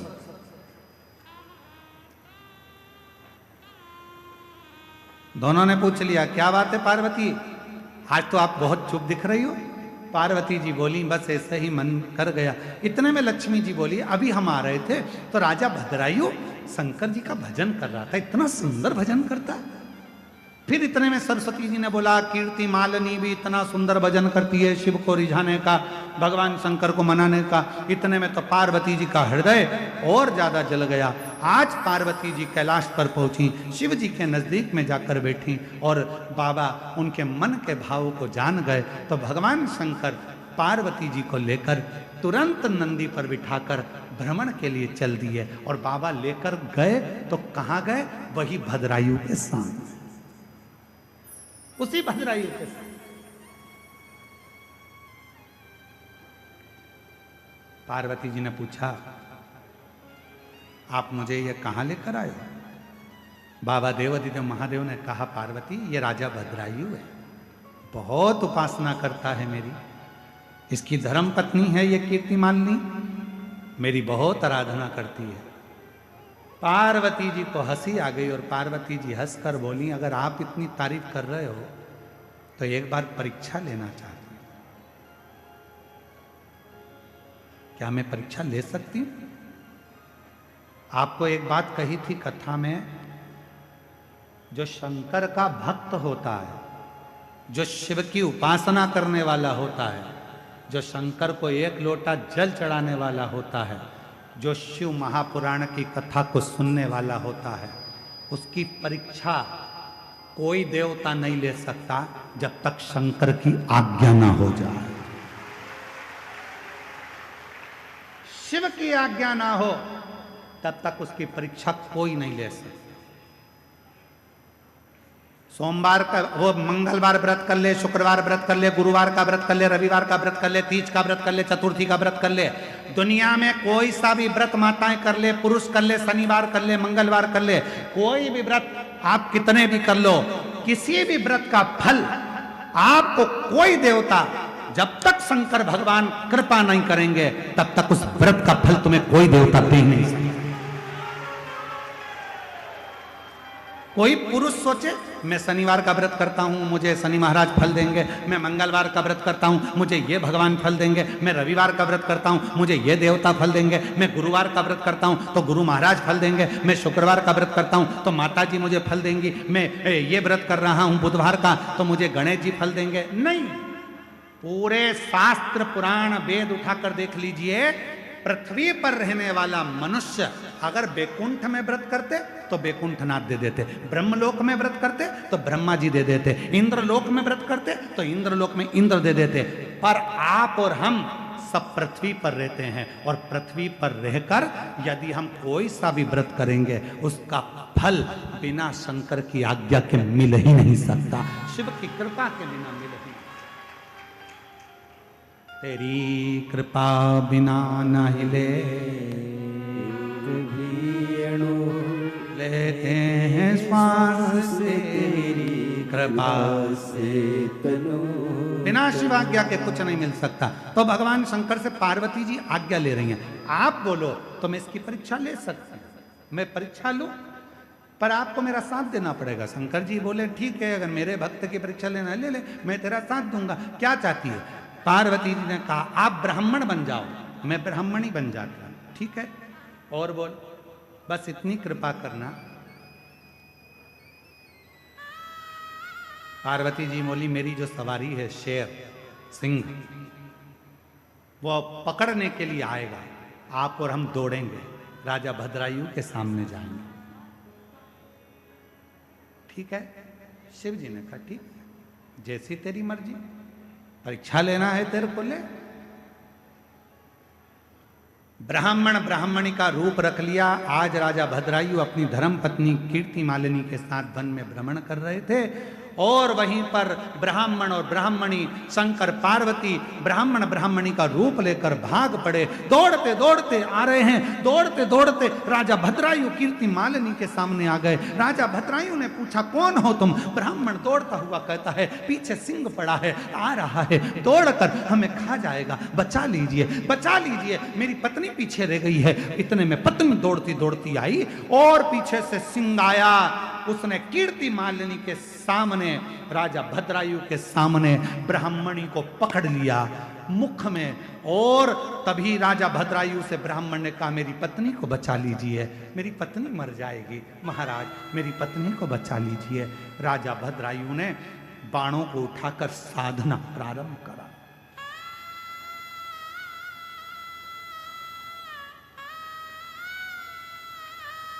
और राजा भद्रायु ने जैसे बाण चलाना प्रारंभ करा, बाणों पर बाण चलाता रहा, सिंह को कोई असर नहीं हुआ। बड़ा भयंकर सिंह था, शेर बड़ा भयंकर था, कोई असर नहीं हुआ। तब आखिरी में वो शेर ब्राह्मणी को मुंह में पकड़कर घसीटता घसीटता जंगल में ले गया। जंगल महाराज बाबा देवाधिदेव महादेव परीक्षा बहुत लेते हैं।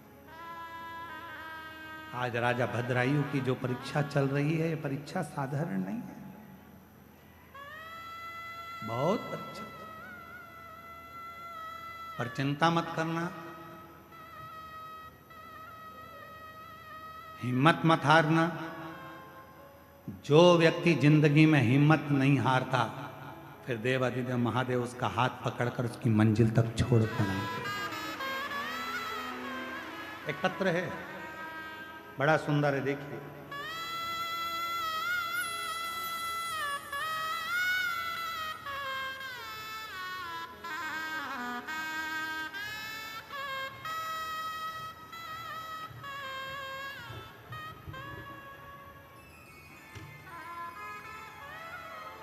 राजकुमारी देवी पति स्वर्गीय सुबोध मंडल, ग्राम पोस्ट कोरका घाट, जिला गोड्डा, झारखंड की निवासी हैं।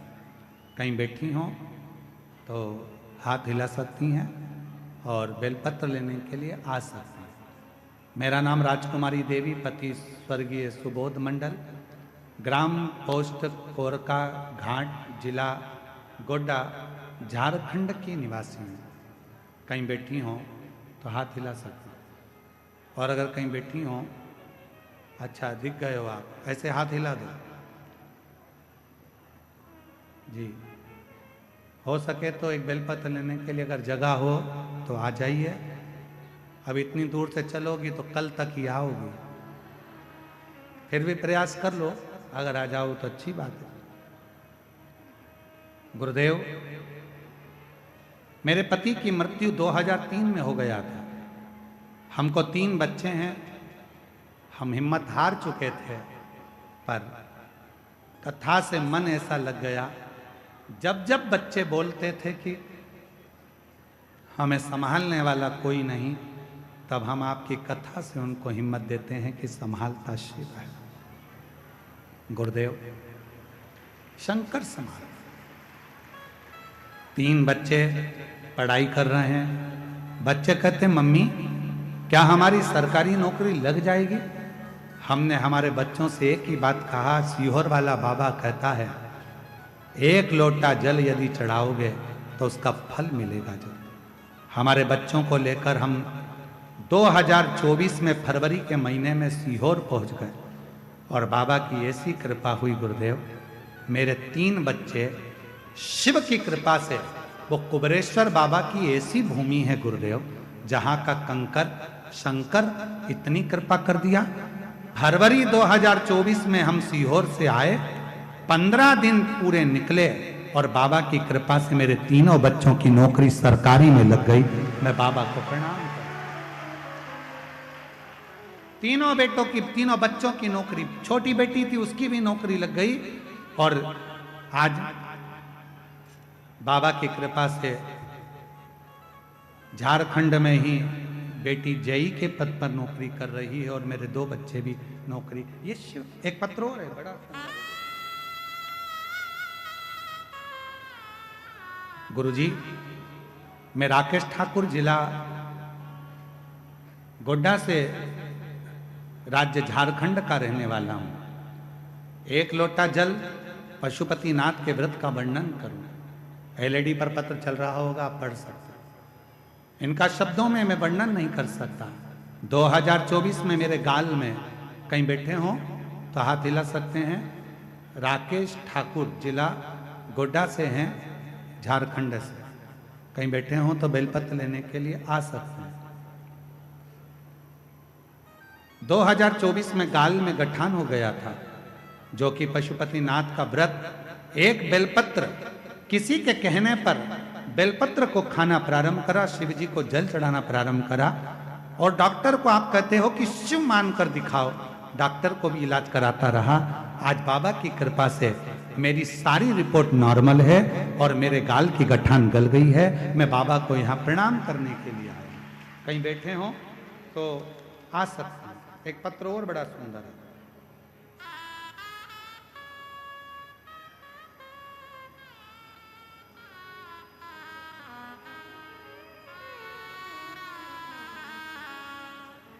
और शंभु शरण पड़ी मांगो घड़ी रे घड़ी दुख काटो, दया करी दर्शन आपो।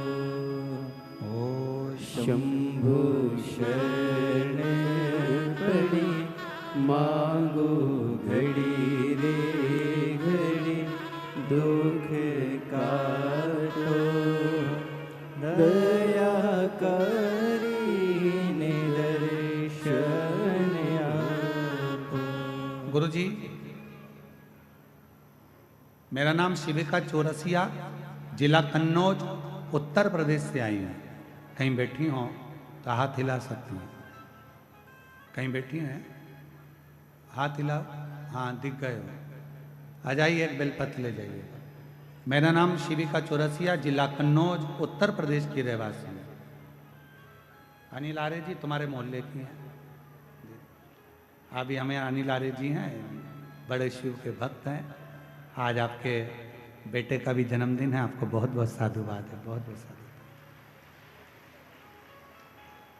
कन्नौज उत्तर प्रदेश से गुरुजी मेरा जीवन बहुत कष्टमय रहा, बहुत पढ़ने पर भी मेरी नौकरी नहीं लग रही थी, हमेशा 1-2 नंबर से रह जाती थी, हिम्मत टूटने लगी थी।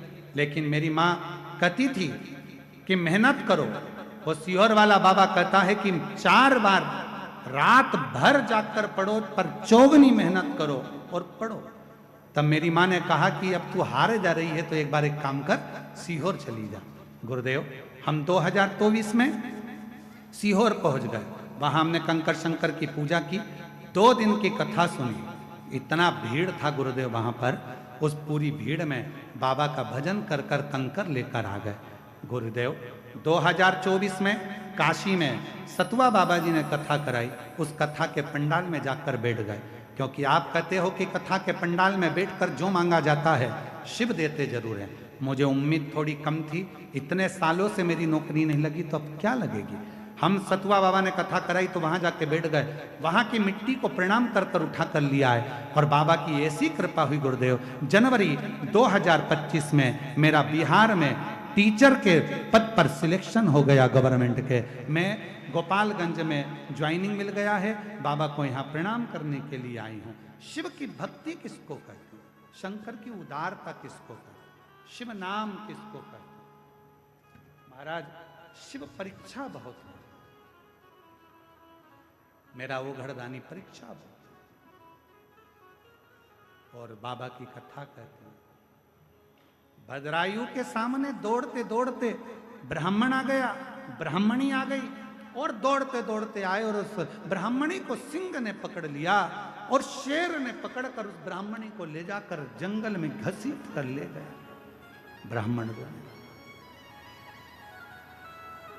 ब्राह्मण रोने लगा, मेरी पत्नी को बचा लीजिए, मेरी पत्नी को बचा लीजिए, पर बच ना पाए, कैसे बचा। महाराज जब पत्नी चली गई, ब्राह्मण रोता रोता भद्रायु से बोला, तुम क्षत्रिय हो? एक वीर क्षत्रिय के सामने उस एक ब्राह्मण की पत्नी को सिंह लेकर चले गया। तुम्हें क्या याद नहीं है? ब्राह्मण ने कहा, राजन आज मेरा हृदय बड़ा दुखा है, बहुत हृदय। आज मेरी पत्नी, आपके होते हुए भी मेरी पत्नी आज मारी गई। राजन एक क्षत्राणी, एक वीर क्षत्रिय का यह फर्ज बनता है कि यदि कोई ब्राह्मण पुकारे, कोई ब्राह्मण आकर यदि आवाज लगाए तो उसको, उसके परिवार की रक्षा करना एक क्षत्रिय का फर्ज है। परंतु तुम मेरी पत्नी को नहीं बचा पाए, मेरी पत्नी को नहीं बचा। राजन मैं तुम्हें श्राप देता हूं। भद्रायु चरणों में गिर गया। महाराज थोड़ा सावधानी से सुनिएगा, बड़ी सुंदर कथा है बाबा की। राजन मैं तुम्हें श्राप देता हूं। इतना श्राप का शब्द सुनना था और भद्रायु के नैनों से जल बहने लगा। कीर्ति मालिनी पास में खड़ी थी, वो भी रोने लगी। भोले बाबा आपकी आराधना करी है, साधना करी है, ये क्या हो रहा है? इतनी आराधना साधना करने के बाद ये हो क्या रहा? शंभु हे शिव, ये क्या हो?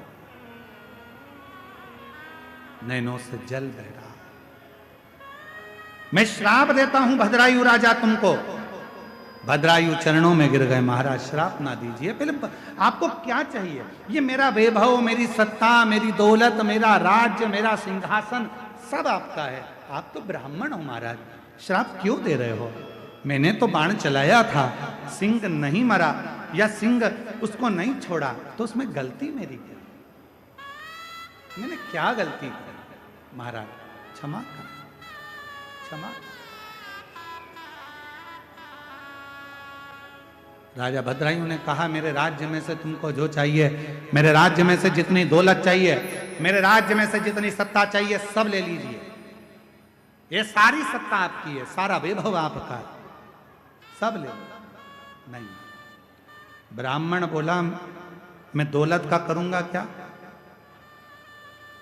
जिस व्यक्ति की आंखें चली गई हो और उसको तुम हीरे का हार दे रहे हो, तो हीरे का हार का करूंगा क्या? आंखें तो चली गई मेरी, अब हीरे का हार का मैं क्या करूंगा? तो महाराज बोलो आपको क्या चाहिए? भद्रायु राजा के सामने ब्राह्मण ने कहा मेरी पत्नी चली गई, तो आपकी ये रानी पत्नी मुझे दे दीजिए, ये कीर्ति मालिनी मुझे, इस कीर्ति मालिनी के साथ मैं विवाह करूंगा, आप मुझे दे दो। बड़े भाग्यशाली हो, आज प्रदोष के दिन ये कथा आपको सुनने को मिल रही है, और वो भी भौम प्रदोष के दिन, सोम प्रदोष के दिन इस कथा का, सोमवार के दिन, इस प्रदोष के दिन इस कथा का लाभ ले रहे, बड़े भाग्यशाली। कहते हैं राजा भद्रायु की इस कथा को जो श्रवण करता है, स्कंद पुराण में लिखा है राजा भद्रायु की इस कथा को जो श्रवण करता है, 1000 वर्ष भी अगर कोई मृत्यु लोक में जीवित रहे और वो शिवरात्रि का व्रत ना कर पाया हो, तो इस कथा के फल से उसे पुण्य फल प्राप्त हो जाए, मात्र इस कथा को श्रवण करने से। राजा भद्रायु की कथा का इतना वर्णन है महाराज, ये साधारण राजा भद्रायु नहीं, जो शंकर भगवान की अविरल भक्ति में डूबने वाला। कहते हैं जिस मार्ग से कोई शंकर भगवान का भक्त जाता था तो भद्रायु वहां बुआरी लगाता था। कहते हैं भद्रायु की धर्म पत्नी कीर्ति मालिनी मां बुआरी लगाती थी, झाड़ू लगाती थी। आ जाओ।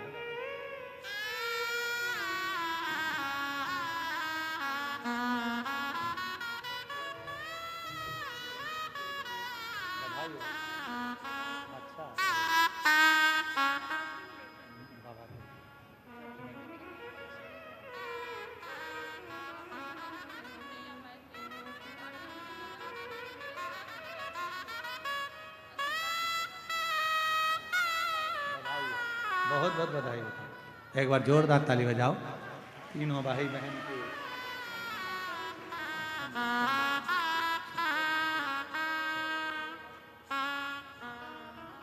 शिव कृपा किसको कहते हैं? राजा भद्रायु का चरित्र कह रहा है, राजा भद्रायु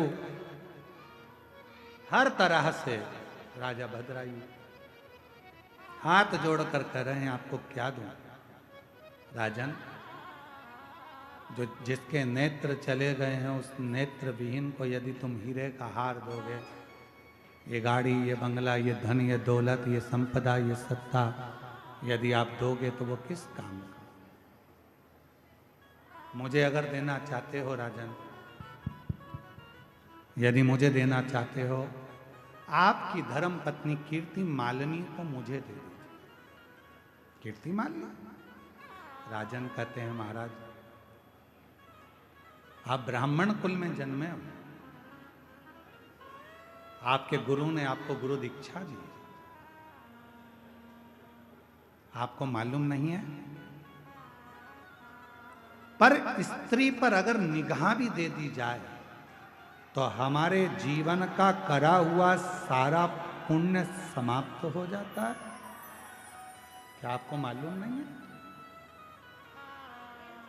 क्या ब्राह्मण होकर आपको ये ज्ञात नहीं है कि पर स्त्री पर अगर निगाह दे दी या पर स्त्री को अपना बनाने का प्रयास करा तो हमारा पूरा पुण्य छिन्न हो जाता है, हमारा वैभव छिन्न हो जाता है? क्या आपको मालूम नहीं है महाराज?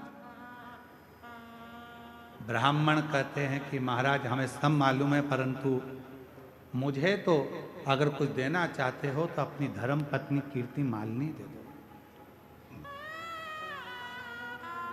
कीर्ति मालिनी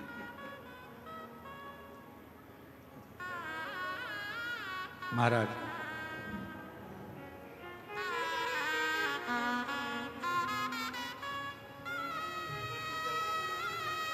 बधाई हो। एक बार जोरदार ताली बजाओ। बाबा की कृपा से सरकारी नौकरी लगी है, बधाई हो। श्री श्री राम। अगर आपको देना है तो आपकी धर्मपत्नी कीर्ति मालिनी दीजिए। महाराज ये श्रेष्ठ नहीं है। खूब समझाया भद्रायु ने, पर ब्राह्मण मानने को तैयार नहीं हुआ। आखिरी में कीर्ति मालिनी खड़ी थी, आंखों से आंसू गिर रहा था, नैनों से अश्रु बह रहा था। जल नैनों से आंसू बह रहे।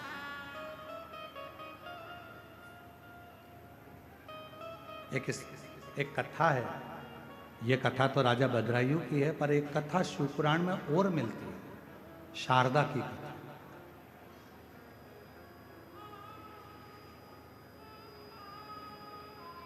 कई लोगों के हृदय में प्रश्न अड़ जाता है। कई लोग हमारे पास में आकर प्रश्न करते हैं, आप कहते हो 50 साल की स्त्री हो गई, उसको बच्चा कैसे हो सकता है? कई लोग कह देते हैं कि वो जब उसका रजो धर्म ही नहीं आ रहा तो उसको बच्चा कैसे हो सकता है? आप कहते हो 40 साल शादी के हो, अगर उसको बच्चा हो गया, ये कैसे हो सकता है? कई लोगों के दिमाग में ये प्रश्न पड़ा रहता है। तो मैं उनसे निवेदन करूंगा, एक बार स्कंद पुराण और एक बार शिव महापुराण को गीता प्रेस गोरखपुर की लेकर आना, पूरा पढ़ना। उस शिव पुराण में एक चरित्र ऐसा भी आता है, शारदा देवी का चरित्र आता है, जो शारदा जिसका विवाह हुआ और विवाह की रात्रि को ही, विवाह का रात्रि का समय था, संध्या पड़ रही थी, पति पत्नी को कक्ष में छोड़कर बाहर पानी लेने गया था, उसके पति को सर्प डस लिया था। शारदा का चरित्र। और पति मर गया विवाह की प्रथम रात्रि पर। पत्नी, सारा परिवार रोते रोते, भाई बंधुओं ने निकाल दिया, ये विधवा हो गई, विधवा हो गई, विधवा हो गई, और उसको अपने बाप के घर, पिता के घर भेज दिया था उस शारदा को। ये शिव पुराण का चरित्र, ये स्कंद पुराण का चरित्र हम आज प्रदोष के दिन इसलिए वर्णन कर रहे हैं, आपकी जिंदगी में उतरे ये बात कि लोग प्रश्न खड़ा करके उसका उत्तर है इसमें। शारदा अपने मायके चली गई, बाप के घर रहने लगी। 3 भाई थे, भाभी थी। आज भैया भाभी कहीं चले गए थे। एक नेत्र से विहीन एक मुनि अपने शिष्य के साथ उस शारदा के घर आ गया था। शारदा ने सेवा करी, मुनि ने आशीर्वाद दे दिया, एक विद्वान पुत्र तुम्हारे गर्भ से जन्म ले, तुम्हारे पति के माध्यम से, तुम्हारे पति के द्वारा एक विद्वान पुत्र जन्म ले। शारदा ने मुनि का हाथ पकड़ा, बाबा क्या कह रहे हो? मेरा पति मरे हुए सालों हो गए और मैं विधवा, मेरा पति चले गया, तुम कह रहे हो मेरे पति के द्वारा मुझे बच्चा होगा? कैसे होगा? मुनि शारदा के सामने कहते हैं, अब तो मेरा वचन झूठा नहीं जा सकता, क्योंकि मैं शंकर का भक्त हूं। शिव का भजन करने वाला यदि अपनी वाणी से एक बार कह देता है तो उसको तो शंकर को भी पूरा करना पड़ता है, वो उसको स्वीकार कर। शिव को भजने वाला यदि अपने मुख से एक बार कह दे, कई लोग कहते हैं आप कह दे तो ऐसा हो गया, आप कह दे तो वैसा हो गया, आपकी बात शंकर जी रख लेते। शंकर का भक्त यदि कुछ कहेगा तो उसकी लाज देव अधिदेव महादेव को रखना ही पड़ेगा, रखना पड़ेगा। मुनि ने कहा, मैंने वर दे दिया, अब तो ये सिद्ध होगा। शारदा ने पांव पकड़ लिए, अगर ये सिद्ध होना है तो तुम्हें मेरा गांव छोड़कर नहीं जाना है। मैं जानना चाहती हूं, क्या मेरे पति मरकर चले गया और उसका गर्भ मुझे ठेर जाएगा? हो नहीं सकता, कभी नहीं हो सकता। वाह! एक दिन मुनि बैठे थे, नेत्र नहीं थे, शिव की आराधना कर रहे थे। शंकर की भक्ति करते करते मुनि ने कह दिया, शारदा आज रात्रि को तुझे तेरे पति का स्वप्न आएगा। तेरा पति स्वप्न में तेरे कक्ष में आएगा। शारदा, स्वप्न में ही तेरा पति तेरे कक्ष में आएगा और तुम दोनों साथ रहोगे और तेरा आज ही रात को गर्भ वो स्वप्न में ही ठहर जाएगा। और शारदा के हाथ में शंकर का चढ़ा हुआ जल मुनि ने दे दिया। जल का आचमन शारदा ने कर लिया। रात्रि को स्वप्न में पति आया और शारदा का गर्भ ठहर गया। पूरे नगर के लोग थू थू करने लगे, ये विधवा होकर, बेधव्य होकर इसका गर्भ कैसे ठहर गया? ये बेधव्य होकर, विधवा होकर शारदा तेरा गर्भ कैसे ठहर गया? सारे गांव के लोगों ने इल्जाम लगाकर शारदा को बाहर निकालना चाहा। तब मुनि ने कहा इसको बाहर मत निकालो, इसका प्रमाण भी शिव ही देंगे। चलो शंकर के मंदिर में। शंकर की एक बेलपत्र को मुनि ने उठाया, बेलपत्र की डंडी को पकड़कर कहा बाबा आपको आना पड़ेगा, शारदा के लिए प्रमाण देना पड़ेगा। बेलपत्र में से आकाशवाणी होने लगी, मैं कालाधिपति महाकाल वचन देता हूं, शारदा के गर्भ में जो बच्चा है वो उसके पति का है। स्वप्न में मुनि का दिया हुआ वचन मैंने पूरा करा है। एक शिव भक्त का वचन निभाने के लिए मेरा देव अधिदेव महादेव प्रकट होकर वर देकर जाता है। लोग कहते हैं शिव पुराण से मिलता क्या है? शंकर जी की कथा में वो सियोर वाला महाराज आता है, कथा कहता है और लोग उसकी बात मान लेते हैं। लोगों की नौकरी लग जाती है, लोगों के कैंसर मिट जाते हैं, लोगों का दुख मिट जाता है। आखिर वो सियोर वाला महाराज कथा कहता है तो उसकी कथा में ऐसा क्या है? कुछ नहीं है सियोर वाले महाराज की कथा में, क्योंकि सियोर वाला महाराज शिव पुराण बाँचता ही नहीं है। कथा तो महादेव खुद आकर बाँचते हैं और उनकी वाणी बोलती, उनकी वाणी बोलती है, क्या हम नहीं बोलते? क्यों? ये स्कंद पुराण का शारदा का चरित्र कभी पढ़िएगा जरूर, और अगर कल मौका लगेगा तो अपन स्कंद पुराण यहाँ लेकर आएंगे और उस माँ शारदा का, उस शारदा के चरित्र को लाइन से हम उसको आपको दिखाएंगे और आप उसको पूरी आस्था चैनल उसको पढ़े। पक्का? अरे बोलो तो जम के, पक्का?